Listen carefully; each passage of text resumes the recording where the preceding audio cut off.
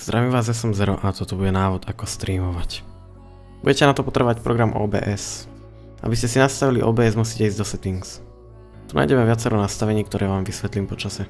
Začneme na encoding. Tu si môžeme nastaviť bitrate. Ja osobne používam 750, ale to záleží na internete. Keď máte 2 megabitový, tak môžete používať až 1500 alebo 1700. Keď máte internet ako ja, to je 1 megabit, používajte tak 700, 600, 800. Kvalitu si nastavíme podľa hry. Pre rýchle hry používame tak 5 až 7 a pre RTS ako StarCraft používame až 10. Zaťažuje to procesor, tak nepreháňajme to.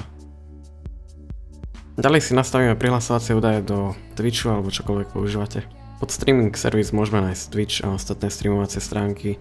Pod server môžeme nájsť rôzne servery.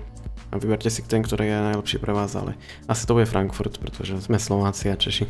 Ďalej streaming key, ktorý nájdeme na tejto stránke. Stlačíme na show key a to skopírujeme do OBS-ka. Ďalej si môžeme nastaviť delay, to je vlastne opozdenie. Na ďalšej stránke video si môžeme nastaviť rozlíšenie. To si nastavte podľa bitrateu. Keď máte dobrý internet, používajte aj HD a keď máte horší internet, používajte to, čo ja. Tiež si tu môžete nastaviť FPS, ale doporučujem si ho nechať na 30. Posledná vec, čo si asi budete chcieť nastaviť, je audio. Tu si môžete nastaviť push to talk. Teraz sa vrátime do OBS. Tu si musíte najprv robiť scénu. Ďalej si pridáme zdroj, to môže byť hociaká hra alebo váš monitor. Teraz na obrazovke môžete vidieť, ako sa pridáva hra. Keď sa chcete pozrieť, ako váš stream bude vyzerať, dajte preview stream. Tu taktiež môžete zväčšovať a zmenšovať políčka na vašom streame. A nakoniec, aby ste začali streamovať, dajte start streaming.